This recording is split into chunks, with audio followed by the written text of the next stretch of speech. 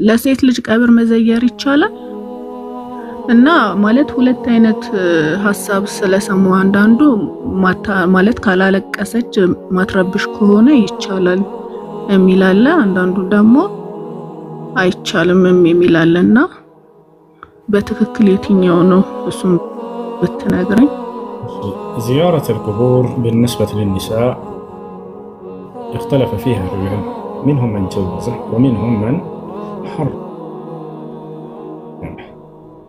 ሴት ልጅ ቀብር ትዘይራለች ወይም ሳትዘይርም በሚለው ጉዳይ በዑለሞች መካከል ሁለት ሀሳብ አለ። ግማሾች ይቻላል፣ ሌሎች አይቻልም የሚለው ነው። ትክክለኛው አቋም ግን የትኛው ነው ከተባለ አይቻልም የሚለው። ለምን ከተባለ ነብዩ ሰለላሁ ዐለይሂ ወሰለም በግልጽ ሐዲስ ላይ ከልክለዋል። ነሃ ረሱል ምን ይላል? ለዐነ ረሱል ሰለላሁ ዐለይሂ ወሰለም ዘዋራት አልቁቡር የሚል ሐዲስ መጥቷል። የአላህ መልእክተኛ ነብዩ ሰለላሁ ዐለይሂ ወሰለም ቀብር የሚዘይሩ ሴቶችን ከልክለዋል። የከለከሉበት ምክንያት ምንድን ነው? የከለከሉበት ምክንያት ሴት ልጅ ከወንድ ልጅ በተለየ መልኩ ተደርጋ ተፈጥራለች። ከምን አንጻር ከተባለ ከእዝነት አንጻር ሴት ልጅ በጣም አዛኝ ነች። ልቧ ተሰባሪ ነው። አንዴ ከተሰበረች ያንን ስብራቷን ባስታወሰች ቁጥር፣ ትዝ ባላት ቁጥር፣ ያንን የሚያስታውሳት ነገር ባየች ቁጥር ያ ስብራት ዳግም የሚነሳባት የሆነች አዛኝ ፍጡር ነች። ከዚህ አንጻር ወደ መቃብር ሄዳ ምናልባት የሞተባትን ልጇን ሄዳ ቀብር ብታይ ያ የምትወደው ልጇን ያጣችውን ልጇን አስታውሳ እዛው አትጨክንም በባህሪዋ። እዚያ ቦታ ላይ ከአላህ ጋር የሚያጣላትን የሆነ ከቀደር ጋር የሚያጋጫትን የሆነ ቃል ልትናገር ትችላለች። የዛኔ ዘይራ ከምታገኘው አጅር ይልቅ የምታመጣው ኃጢአት በእርሷ ላይ ይበዛባታል። ገብታችኋል?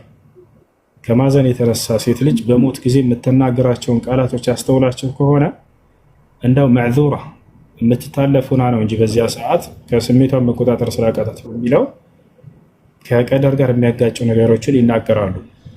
ወይን አባቴ ምን ተባብለን ነበር? አልሄደብሽም አላልከኝም ነበር ወይ? ቃልህን አጠፍክ አይደለም? ምን ብለኸኝ ነበር? ልክ ሰውየው በቃ ይሄ ከአላህ ቀደር ጋር የሚያጋጨው ነገር ነው። አይታችኋል? ሰው ሲሞት ወንድ ልጅ አይታችሁት ከሆነ ግን የመቻል ባህሪ ያለው ወንድ ልጅ የመቻል ባህሪ ያለው ሰው ቢሞት ለምሳሌ በአካባቢያችን ወንድ ልጅ ከጓደኞች ጋር ጠዋት የሆነ ጋቢ ለብሶ ምናምን ቀብር ይሄዳል፣ ይቀብራል፣ ምን ይላል። አይታችሁታል? ሴቶችስ አይችሉም። በዚያ ቀን ቀኑን ሙሉ ሲያለቅሱ ነው፣ ድክምክም ብለው ነው የሚውሉት።